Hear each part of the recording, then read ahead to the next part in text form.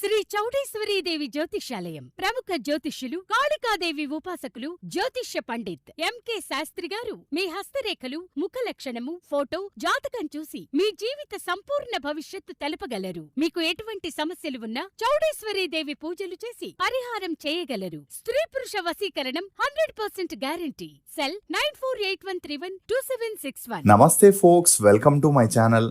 Folks, భయపడుతూ కూర్చుంటే బ్రతకలేవు. తప్పో ఒప్పో చేసి చూడు. గెలుపైతే నిన్ను ముందుకు నడిపిస్తుంది, ఓటమి పాలైతే ఆ తర్వాత ఏం చేయాలో నేర్పిస్తుంది. అసలు నేను ఈ మాట చెప్పడానికి గల కారణం డైరెక్టర్ నాగాశ్విన్. కల్కి సినిమా గురించి యావత్ భారతదేశం మొత్తం మారుమోగిపోతుంది. పాన్ ఇండియా స్టార్ ప్రభాస్ హీరోగా నటించిన కల్కి సినిమాకి నాగాశ్విన్ దర్శకత్వం వహిస్తూ 600 కోట్ల భారీ బడ్జెట్ తో తెరకెక్కించగా ఈ మూవీ గురువారం రిలీజ్ అయి 2 రోజుల్లోనే 300 కోట్లని కలెక్ట్ చేసి బాక్సాఫీస్ వద్ద ప్రభాస్ స్టామినాని మరోసారి నిరూపించింది.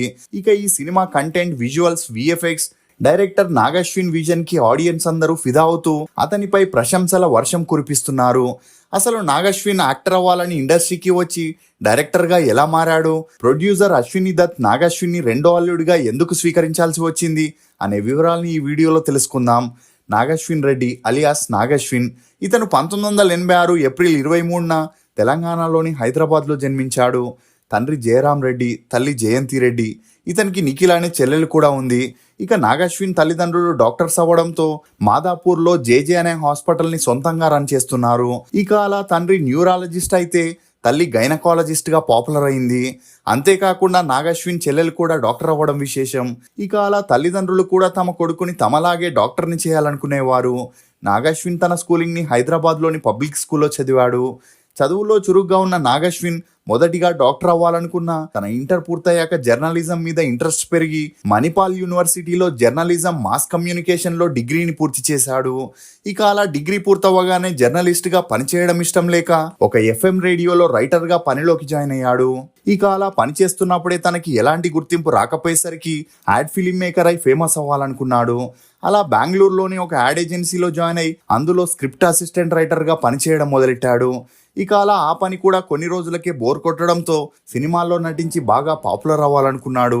ఇక అందుకు యాక్టింగ్ కోర్స్ చేయాలని తన తల్లిదండ్రులకి చెప్పగా వారు కొడుక్కి సపోర్ట్ చేస్తూ న్యూయార్క్లోని అకాడమీలో 6 నెలల యాక్టింగ్ కోర్సులో చేర్పించారు. దాంతోపాటు సినిమాటోగ్రఫీ, డైరెక్షన్ కోర్సుని కూడా కంప్లీట్ చేశాడు. ఇక అలా న్యూయార్క్ నుండి హైదరాబాద్కి తిరిగి వచ్చిన నాగాశ్విన్ సినిమాల్లో యాక్టర్ అవ్వాలని ట్రై చేయగా ఎవరు ఇతని పర్సనాలిటీని చూసి ఛాన్స్ ఇవ్వకపోవడంతో సినిమాల్లో డైరెక్టర్ అవ్వాలనుకున్నాడు. కానీ డైరెక్షన్లో ఎలాంటి ఎక్స్పీరియన్స్ లేని నాగాశ్విన్తో సినిమా తీయడానికి ఏ ప్రొడ్యూసర్ ముందుకు రాకపోయేసరికి తనే ప్రొడ్యూసర్గా డైరెక్టర్గా ఒక షార్ట్ ఫిలింని చేయగా ఎక్స్పీరియన్స్ లేని కారణంగా ఆ షార్ట్ ఫిలిం అవుట్పుట్ సరిగా రాలేదు. దీంతో ఒక డైరెక్టర్ దగ్గర అసిస్టెంట్గా చేరి పని నేర్చుకోవాలని డిసైడ్ అయి అజయ్ శాస్త్రి అనే డైరెక్టర్ని కలవడం జరిగింది. ఇక అతను మంచు మనోజ్ని పెట్టుకొని నేను మీకు తెలుసా అనే మూవీని మంచు లక్ష్మి ప్రొడ్యూసర్గా స్టార్ట్ చేయగా ఆ మూవీలో నాగాశ్విన్ అసిస్టెంట్ డైరెక్టర్గా జాయిన్ అయ్యాడు. అలా ఆ మూవీ షూటింగ్ జరిగేటప్పుడే నాగాశ్విన్ ఆ డైరెక్టర్తో తనకి యాక్టింగ్లో కూడా ఇంట్రెస్ట్ ఉందని, ఏదైనా ఛాన్స్ ఉంటే ఇవ్వమని అడగగా ఇతని పర్సనాలిటీని చూసిన డైరెక్టర్ బ్రహ్మానందం అసిస్టెంట్గా ఆ మూవీలో ఒక పాత్రనివ్వడం జరిగింది. అలా ఆ మూవీ రిలీజ్ అయ్యి అంతలా ఆడకపోవడంతో ఆ మధ్యలో కొన్ని షార్ట్ ఫిలిమ్స్, డాక్యుమెంటరీస్ కూడా చేస్తూ సినిమా తీయాలని ఎంత ట్రై చేసినా ఎలాంటి ప్రయోజనం లేకుండా పోయింది. ఇక ఇదిలా ఉంటే శేఖర్ కమల రానా దగ్గుపాటితో లీడర్ అనే మూవీని ప్లాన్ చేయడంతో ఈ విషయం తెలుసుకున్న నాగాశ్విన్ రానా ద్వారా శేఖర్ కమల దగ్గర అసిస్టెంట్ డైరెక్టర్ గా పనిలోకి జాయిన్ అయ్యాడు. ఇక రానా, నాగాశ్విన్ హైదరాబాద్ లోని పబ్లిక్ స్కూల్లో కలిసి చదవడంతో వీరిద్దరికి మంచి ఫ్రెండ్షిప్ ఏర్పడింది. ఇక అలా నాగాశ్విన్ శేఖర్ కమల దగ్గర అసిస్టెంట్ డైరెక్టర్ గా పనిచేస్తూనే యాక్టర్ గా కూడా తన సత్తా చాటుకోవాలని లీడర్ మూవీలో ఛాన్స్ అడగగా ఆ మూవీలో హే సీఎం అనే పాటలో నాగాశ్విన్కి నటించే ఛాన్స్ ఇవ్వడం జరిగింది. ఇక లీడర్ మూవీ రిలీజ్ అయ్యి హిట్ అయినా నాగాశ్విన్ కెరియర్కి ఎటువంటి యూజ్ అవ్వలేదు. అలా ఒకవైపు నటుడిగా ట్రై చేస్తూనే మరోవైపు శేఖర్ కమల దగ్గర అసిస్టెంట్గా పనిచేస్తున్న సమయంలో లైఫ్ ఈజ్ బ్యూటిఫుల్ మూవీలో ఎలాగైనా యాక్టర్గా ప్రూవ్ చేసుకోవాలని నాగాశ్విన్ ఆడిషన్లో పాల్గొనగా అక్కడే విజయ్ దేవరకొండని కలవడం, అలా వీరిద్దరికి మంచి స్నేహం కూడా పెరిగింది. ఇక ఇదిలా ఉంటే శేఖర్ కమల ఆ మూవీలో నాగాశ్విన్కి చిన్న పాత్రనిస్తూ మరోవైపు అసిస్టెంట్ డైరెక్టర్గా కూడా ఛాన్స్ ఇచ్చాడు. అలా అక్కడే అసిస్టెంట్ డైరెక్టర్గా పనిచేస్తున్న ప్రొడ్యూసర్ అశ్విని దత్ గారి రెండో అమ్మాయి ప్రియాంక దత్తుతో నాగాశ్విన్ కి మంచి పరిచయం పెరిగింది. ఇక ప్రియాంక దత్ 1984 డిసెంబర్ 19న ఆంధ్రప్రదేశ్లోని విజయవాడలో జన్మించింది. ఇదిలా ఉంటే ఈమె తండ్రి అశ్విని దత్ 1975లో ఫిల్మ్ ఇండస్ట్రీలోకి వచ్చి ఎదురులేని మనిషి అనే సినిమాతో ప్రొడ్యూసర్ గా ఎంట్రీ ఇచ్చి అప్పటి నుండి వైజయంతి మూవీ బ్యానర్లో 35 సినిమాలని చేసి స్వప్న ఫిలిం బ్యానర్లో 7 సినిమాల వరకు ప్రొడ్యూస్ చేశారు. ఇక అశ్విని దత్ వినయ్ కుమారి గారి అన్యోన్య సంసారానికి గుర్తుగా ప్రియాంక, స్వప్న, స్రవంతి అనే 3 అమ్మాయిలు జన్మించారు. అందులో స్వప్న అనే అమ్మాయి 2010లో ప్రసాద్ వర్మ అనే అతన్ని ప్రేమించి పెళ్లి చేసుకోగా వీరికి ఒక అమ్మాయి కూడా జన్మించింది. ఇక స్రవంతి డాక్టర్ గా పనిచేస్తూ ఒక హాస్పిటల్ ని కూడా రన్ చేస్తుంది. మరోవైపు స్వప్న దత్ తన తండ్రి ప్రొడక్షన్ హౌస్ ని చూసుకుంటూ మూవీస్ ని చేస్తుంటే రెండో అమ్మాయి ప్రియాంకకి డైరెక్టర్ అవ్వాలని ఇంట్రెస్ట్ చాలా ఉండేది. అందుకోసమే లాస్ ఏంజల్స్ లోని యూనివర్సిటీ ఆఫ్ కాలిఫోర్నియాలో 3 ఇయర్స్ ఫిల్మ్ మేకింగ్ కోర్సుని చేసి ఇండియాకి వచ్చాక తండ్రి ప్రొడ్యూసర్ అవ్వడంతో ఈజీగానే డైరెక్టర్ అవ్వచ్చు అనుకుంది. ఇక ఈమె తండ్రి ప్రియాంకతో కొన్ని రోజులు అసిస్టెంట్ డైరెక్టర్ గా పనిచేస్తే 24 క్రాఫ్ట్స్ మీద అవగాహన వస్తుందని చెప్పడంతో వారి బ్యానర్లో వచ్చిన పవన్ కళ్యాణ్ నటించిన బాలు సినిమాతో ప్రియాంక అసిస్టెంట్ డైరెక్టర్గా పనిచేయడం మొదలెట్టింది. ఇక ఆ మూవీ రిలీజ్ అయి అంతలా ఆడకపోవడంతో ఆ తర్వాత చిరంజీవి నటించిన జై చిరంజీవి అనే మూవీలో డైరెక్టర్ కె విజయభాస్కర్ దగ్గర అసిస్టెంట్ డైరెక్టర్గా పనిచేసింది. ఇక అలా జై చిరంజీవి మూవీ అంతలా ఆడకపోయేసరికి డైరెక్షన్కి కొన్ని రోజులు బ్రేక్ ఇచ్చి ఓన్గా 3 ఏంజల్స్ స్టూడియో అనే ప్రొడక్షన్ హౌస్ని స్టార్ట్ చేసి అందులో నారా రోహిత్తో బాణం అనే మూవీని ప్లాన్ చేయగా అది రిలీజ్ అయి ఫ్లాప్ అయింది. దీంతో పోయిన చోటే వెతుక్కోవాలి అన్నట్లు అదే ప్రొడక్షన్ హౌస్లో మరో మూవీని చేసి వచ్చిన నష్టాన్ని భర్తీ చేయాలని నవదీప్ హీరోగా, కాజల్ హీరోయిన్గా ఓం శాంతి అనే మూవీని చేయగా ఆ మూవీ కూడా రిలీజ్ అయి ఫ్లాప్ అయింది. దీంతో భారీ బడ్జెట్తో మరో మూవీని చేసి ఆ 2 మూవీల్లో వచ్చిన నష్టాన్ని భర్తీ చేయాలనుకుంది.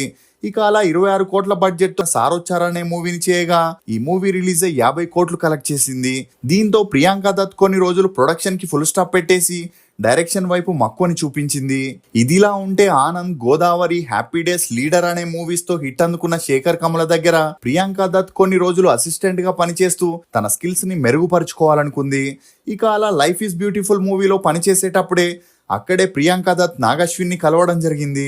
ఇక నాగశ్విన్ కి ప్రియాంక దత్ అశ్విని దత్ గారి అమ్మాయి అని తెలిసి ఎలాగైనా తన దగ్గర ఉన్న స్టోరీస్ ని చెప్పి ప్రియాంక దత్ ని ఇంప్రెస్ చేయాలనుకున్నాడు.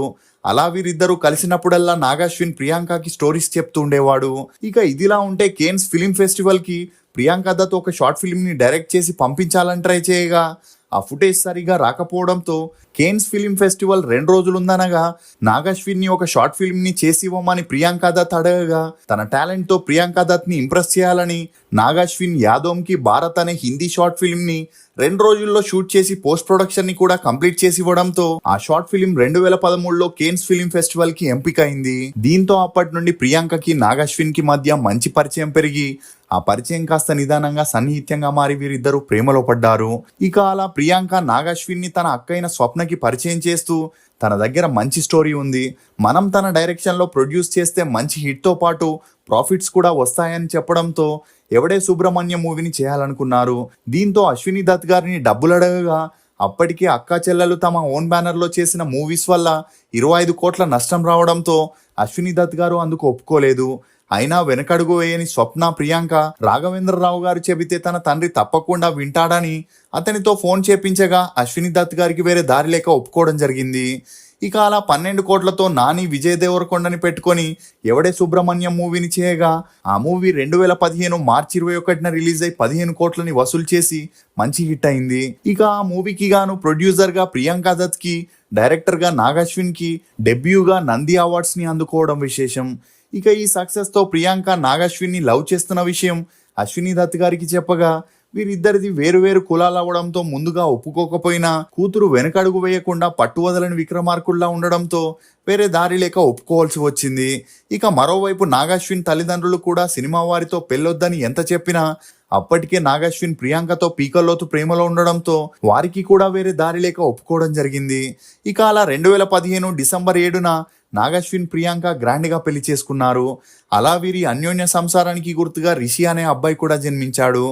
ఇదిలా ఉంటే మొదటి సినిమా తర్వాత రెండో సినిమాకి 3 ఏళ్లు టైం తీసుకొని నాగశ్విన్ సావిత్రి గారి బయోపిక్ తీయాలని మహానటి మూవీని ప్లాన్ చేయగా, ఈ మూవీలో రియల్గా జరిగిన ఇన్సిడెంట్స్ తీయకపోయినా కమర్షియల్ పర్పస్లో తెరకెక్కించిన మహానటి మూవీ ప్రియాంక దత్ ప్రొడ్యూసర్గా 25 కోట్లతో నిర్మించగా 2018 మార్చి 9న రిలీజ్ అయ్యి 80 కోట్లని కలెక్ట్ చేసి బ్లాక్ బస్టర్ హిట్ అయింది.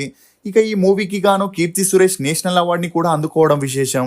అలా ఈ మూవీ సక్సెస్తో 3 ఏళ్లు బ్రేక్ తీసుకున్న నాగశ్విన్ పిట్ట కథలు అనే షార్ట్ స్టోరీలో ఒక స్టోరీని డైరెక్ట్ చేయగా, ఇది కరోనా టైంలో నెట్ఫ్లిక్స్ లో రిలీజ్ అయ్యి ఓకే టాక్ తెచ్చుకుంది. అంతేకాకుండా జాతిరత్నాలు అనే మూవీకి నాగశ్విన్ ప్రొడ్యూసర్ గా వ్యవహరించి 6 కోట్లతో ఈ మూవీని నిర్మించగా 2021 మార్చి 11న రిలీజ్ అయ్యి 70 కోట్లని కలెక్ట్ చేసి సూపర్ డూపర్ హిట్ అయింది. ఇక ఇప్పటి వరకు ప్రాపర్ గా 2 సినిమాలు డైరెక్ట్ చేసిన నాగశ్విన్ తన వెనకాల వైజయంతి మూవీస్ అనే పెద్ద బ్యానర్ ఉండడంతో పాన్ ఇండియా స్థాయిలో ఒక మూవీ చేసి తన సత్తా ఏంటో చాటుకోవాలనుకున్నాడు. అలా తన మూవీ హిట్స్తో అశ్విని దత్ గారిని ఇంప్రెస్ చేయడంతో 600 కోట్ల బడ్జెట్ పెట్టడానికి కూడా ముందుకు వచ్చాడు. ఇక అలా ఈ మూవీ పాన్ ఇండియా స్థాయిలో రీచ్ అవ్వాలంటే ప్రభాస్ లాంటి స్టార్ హీరో ఉండాలని 2020లో కల్కి మూవీని అనౌన్స్ చేసిన కోవిడ్ వల్ల ఈ ప్రాజెక్ట్ డిలే అవుతూ వచ్చింది. ఇక ఇదిలా ఉంటే నాగశ్విన్ కల్కి మూవీలో ప్రభాస్, కమల్ హాసన్, అమితాబ్ బచ్చన్, దీపికా పడుకొనే, విజయ్ దేవరకొండ అని స్టార్ క్యాస్టింగ్ ని హ్యాండిల్ చేస్తూ 600 కోట్ల బడ్జెట్తో గ్రాండ్గా నిర్మించగా 2024 జూన్ 27న రిలీజ్ అయి 2 రోజులకే 300 కోట్లను కలెక్ట్ చేయడంతో నాగశ్విన్ మరో హిట్ ని తన ఖాతాలో వేసుకున్నాడనే చెప్పొచ్చు. మీరు కల్కి మూవీ చూసుంటే మీకు ఎలా అనిపించిందో మీ అభిప్రాయాన్ని కమెంట్ సెక్షన్ లో తప్పకుండా తెలియజేయండి. నాగశ్విన్ ఇప్పటి వరకు 3 సినిమాలకి దర్శకుడిగా, ఒక సినిమాకి ప్రొడ్యూసర్ గా వ్యవహరించాడు. ఇతని డైరెక్షన్ కి గాను ఒక నంది అవార్డ్, ఒక ఫిలింఫేర్ అవార్డ్ ని కూడా అందుకున్నాడు. ఫోక్స్ కృషితో నాస్తి దుర్భిక్షం అని అన్నారు గాని కబుర్లతో నాస్తి దుర్భిక్షం అనలేదు. కష్టే ఫలి అన్నారు గాని కాలక్షేపమే ఫలి అనలేదు. కష్టపడి పనిచేస్తున్న వారికి ఈ రోజు కాకపోతే రేపైనా ఫలితం తప్పకుండా లభిస్తుంది. ఇది ఫోక్స్ డైరెక్టర్ నాగశ్విన్ గురించి కొన్ని నమ్మలేని నిజాలు. ఈ వీడియో మీద మీ అభిప్రాయాన్ని కమెంట్ సెక్షన్లో తప్పకుండా తెలియజేయండి. మేము చేసిన ఈ వీడియో మీకు నచ్చినట్లయితే ఒక లైక్ ద్వారా మీ సపోర్ట్ని మాకు తెలియజేయండి. For more interesting videos please subscribe to CR voice. Thank you.